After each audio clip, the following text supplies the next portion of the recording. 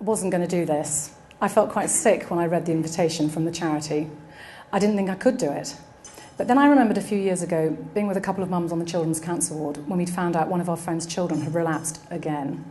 They're going home, we heard. We looked at each other and no one said a thing, just neat terror written across our faces. But then I was that mother. And I realised I need to communicate back across that huge divide so it does not remain a silent, unknowable thing. Now, all deaths are different. My son, Didi, as we called him, had a medulloblastoma, as you say, diagnosed 2007, aged 11. So obviously, what happened to us is not necessarily going to happen to anybody else. All the children are different. So I'm going to talk about his end-of-life care after his final relapse in May 2012 until his death in August, aged 16. It's going to be a hard talk. I shall probably lose it at some point. Don't mind me, I do that. It passes like the weather. And if it comes too much for anybody, please don't for a second hesitate to leave. And the other thing I kind of want to tackle up front is I know from my experience on the campaign that people see me talk to the press or a group, and because I can usually hold it together, they somehow think that I'm different, something must be wrong with me, and that stops them from really being able to hear what I'm saying. But I'm not stronger than anyone else. I have just the same amount of love for my child as any other mother. Being able to do this has nothing to do with that. It's just a way of looking at life in its entirety, which includes dying. Plus, I'm an excellent actress, trained as an opera singer, and I've had 5 years practising to Didi that I was absolutely fine. I didn't want him catching my fear. On this occasion, I feel it is so important that future end-of-life care makes families feel less isolated and better informed, that my personal feelings of distress are frankly irrelevant. Nothing will ever be as painful as letting Didi go, but I know that having achieved a good death, no, an excellent death, with our team for Didi, is without doubt going to be the single biggest achievement of my life, and it continues to be an immense source of comfort. And I want the next families, if they face it, to have the same. Right, for me, fear is the real enemy. Bear with me. I can't talk about the management plan for Didi's death without talking about fear clouding one's ability to make the right decision for your child. If you deny through fear what's happening, it's going to be hard to see what to do, and then it's hard for the team to know what you want as a family. Instead, they're kind of making an educated guess. And what situation am I talking about? The death situation, the dreaded D word. And for me, the crux of it is not to face at the point of official relapse and spread of the cancer in your child, that the chemotherapy, the treatment on offer, is not necessarily curative. It will not necessarily cure your child's cancer. It's potentially only going to buy a bit more time. And no one can ever say how much time, of course, days, months, or years even. So the discussion, therefore, should be about whether the quantity of life potentially gained is going to be worth it given the impact of side effects on the quality of time left for your child. And this obviously depends on the patient and the cancer. Now, I cannot tell you how many people, friends I know, have known, including myself at Didi's first relapse, who've not faced up to this. Because naturally, we're terrified to talk about death. I mean, who wants to talk about it? Nobody. And doctors don't necessarily make it clear or say the word death because they have in many ways been trained to never allow their patient to lose hope. I quote, "A young doctor learns no more important lesson than the admonition he must never allow his patients to lose hope, even when they're obviously dying." So that's from the American surgeon Sherwin Newland's chapter on hope in the cancer patient, from the bestseller How We Die. Add to this these phrases, people used to say to me, or I've read in the media, you can't give up hope, you've got to be positive, you've got to feel you've tried everything right. However, I realised tried everything should not mean every lunatic fringe treatment out there that has the words miracle and brain tumour attached to the Google search, often with a huge price tag, in order to give me peace of mind when balanced medical and scientific opinion agrees I will cause my child extra suffering. That's clearly not right. But not continuing any more curative treatment is not giving up hope and being negative. True, the hope that we had all those 5 years his cancer would be overcome had to be redefined at that meeting after his second relapse. And to me, in retrospect, that in essence was what the meeting was for. So if you define hope as the expectation of a good that's yet to be, we changed our expectation from our son being eventually cured to the expectation of a stonkingly good party for him and enjoying what little time he had left. We hadn't relinquished hope and we hadn't given up. Didi wasn't a coward because a cancer that scientists and doctors don't yet understand had come back and spread despite his doing years of treatment. We were also not hoping he wasn't going to die because that would have been ridiculous. given what his scans looked like at the last relapse. And I did make myself look at them. I didn't want to. So I could believe what our doctors were saying, believe my eyes as well as my ears. And there were dozens of tiny tumours everywhere. And it's so hard to take in because you don't want to. You'd give your own life not to. But if my husband and I had denied he was going to die, we wouldn't have had that party straight away and concentrated on making wonderful times and memories in those 3 months, because our expectation would have been he was possibly going to be cured. We were going to be that miracle again you see in the headlines. We've been in and out of hospital for chemotherapy we wanted to believe was curative, trying to ignore the signs that he was deteriorating until we could ignore it no longer, and then the shock of the cruel, evil twin of hope, despair. And he would still have died, but it would have been truly tragic, because we would not have had the fabulous time he did instead. So not talking about death and not accepting that this is an end-of-life plan is like Voldemort. Not saying it makes it scarier. So at that awful meeting, when Didi relapsed the second time, we chose with our oncologist and brain surgeon a treatment plan of palliative drugs at home to remove the symptoms of his disease. And I say treatment, so you are clear that palliative medicine is not a passive thing when no one does anything. It's not stopping treatment. We positively rejected treatments like, in our case, chemotherapy or even steroids that would prolong his life with his disease. We didn't want him to lose his mobility slower, because he'd already lost that twice and got it back, and give more time for the pain to increase. That was the big one for me. So we chose maximum quality of life in a shorter time, because that was right for our child. He'd already done, the 15 months intensive chemo, the 6 weeks full spinal rain radiotherapy, 11 extra brain operations because of late diagnosis, 5 months of chemotherapy, then the high-dose spectrum stem cell rescue. We'd done everything, and it hadn't worked. So at this point, I think it's helpful to compare our attitude to that other natural event in our lives, birth. They're both natural processes which have a foregone conclusion. Baby will come out, terminal patient will die, but for both the detail is unpredictable. So people professionally trained in midwifery or palliative care can have a pretty informed guess what will happen, but for both they still have to kind of go with the flow and be flexible and adapt to what actually happens. Now, you wouldn't dream of giving birth without some idea of what to expect and a plan of what ideally you would like, and yet for death, as parents, we're essentially the midwife for our child leaving the world, but at the moment we have to do it with no equivalent preparation, ante-mortem classes as it were. So we've got to get to the point in society where it is as acceptable to talk about a death plan as I am now, even for a child, as a birth plan. Now, you can absolutely argue you want to be in denial and you want to deal with death as it comes. But from my experience, having done that at times, it was harder because the fear was still there because I'd not addressed it. And it was an energy sapper and stress accelerator at a time when I was already in incredible distress, stress and pain. Once you face your fear, I promise it's not as bad. And I suppose my main fear was we'd have a crisis I wasn't prepared for and Didi would be distressed and in pain. I wasn't frightened of death itself. I didn't want it, but I wasn't scared of it because I'd helped my mum nurse my dad in my 20s, so I knew what it was. And I learned from mum, managing dad's death, that basically until someone's organs fail, they're not actually dying. They're very, very sick. But they're living with a major disease. And for me, there's a huge difference in adopting that attitude. It means that having accepted Didi was going to die at some point in the near future, I wasn't telling everyone for 3 months, Didi's dying. Rather, we were busy enabling him to live as full a life every day as he could comfortably and happily manage and asking our community for help. When I indulged myself by allowing myself to think he was dying, I kind of ruined the time because I was in agonies thinking, it's his last party, it's his last swim. I had to get very fierce with my head.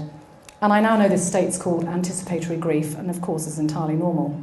So the practicalities. Our death plan's overarching aim was the 2 C's. My child must be calm and comfortable at all times.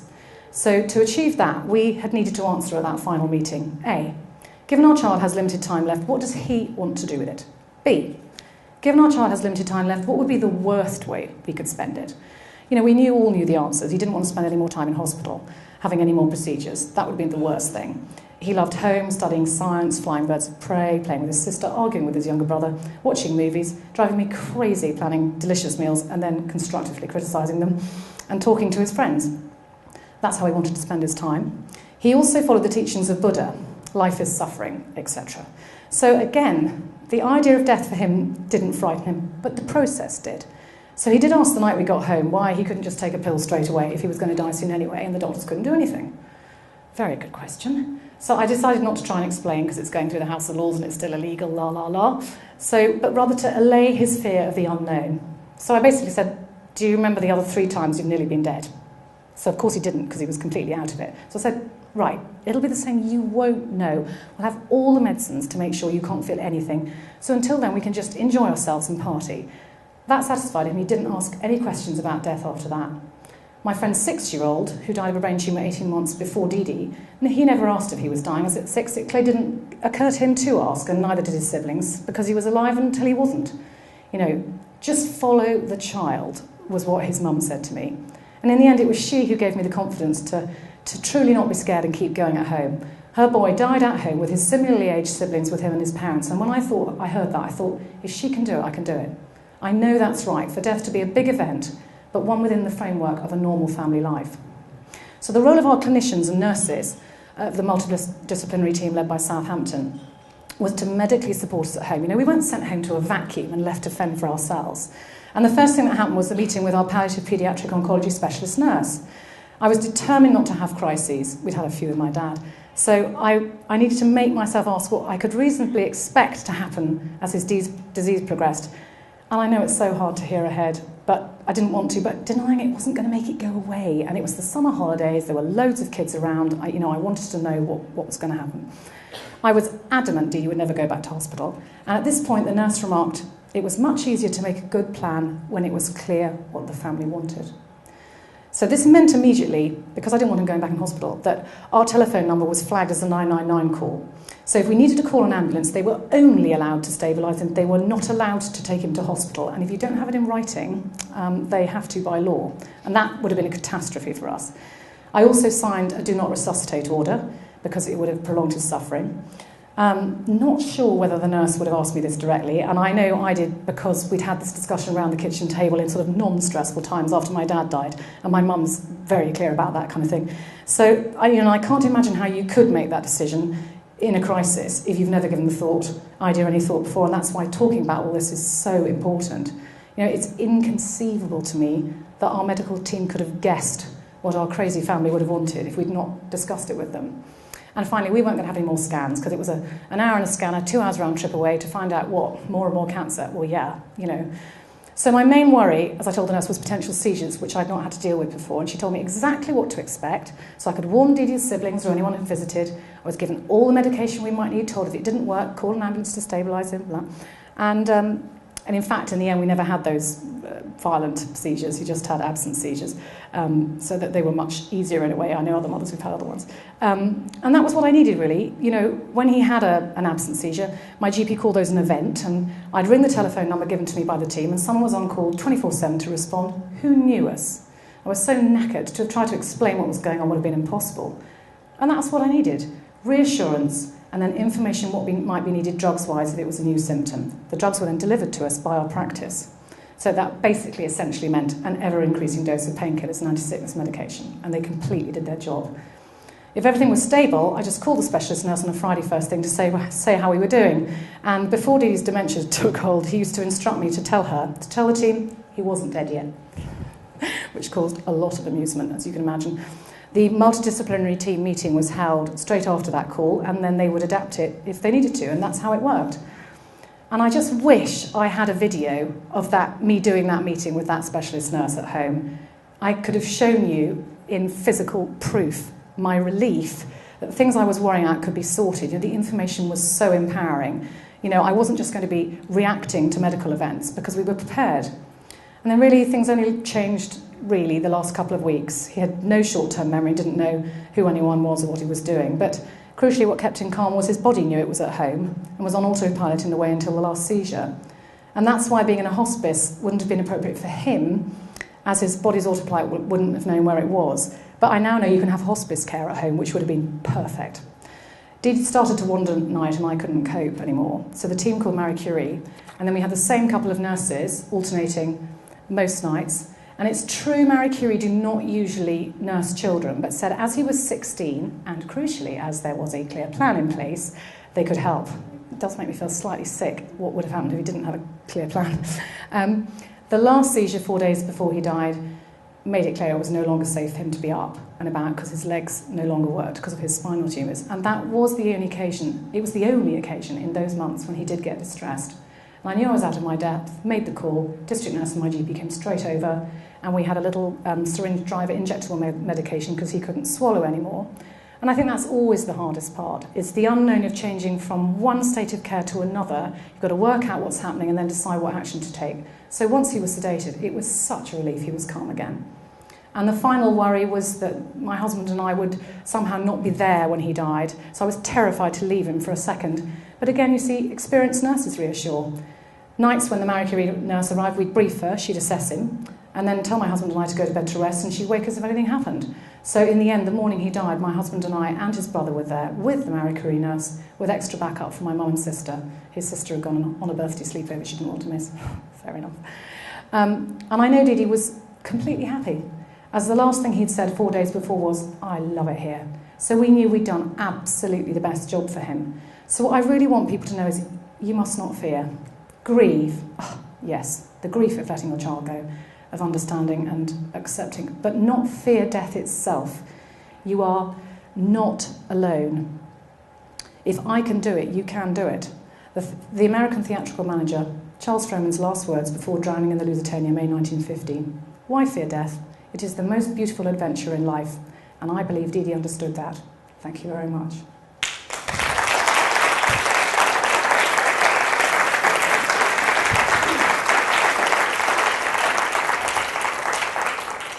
I know there's kind of not time for questions, but if anyone wants to ask me anything, you can contact me through the charity or Facebook campaign page. We can swap emails off the page because it's public, obviously. And I cut a lot about, because there's a longer form of it, stress, managing stress as a parent, post-traumatic stress. Again, you can ask me absolutely anything about any of that. And please look after yourselves. And the nice nagging bit about Head Smart, with which I'm more than involved, I'm totally obsessed with it, as they know at the charity. We sort of started trying to get to Liverpool, and I made an approach because Lucy Burgess, one of the MPs, and she was the Shadow Health Minister and was very helpful with Andy Burnham. They were really great. But we sort of got stuck because the thing is, I need a local who's going to nag nicely, because the way it works is you don't have to go to every school. If you get to the head of public health via your MP, you can do all the schools, all the pharmacies, because a lot of them have contracts with the public health lot, all the GPs, you get it done all in one go. And also public health, you know, they will make sure they've got their ducks lined up, and they will make sure that you have good local publicity in Liverpool to let people know it's going out. They get on the local radio, you know, we've done it in Wiltshire, Devon, loads of counties now, and it would be just terrific to do Liverpool. So if you're up for it, nagging nicely, you need Hayley, who's going to stand up now, over there, and I'll definitely come and help because I think Liverpool's fantastic. Wish I was staying longer. Anyway, thank you very much.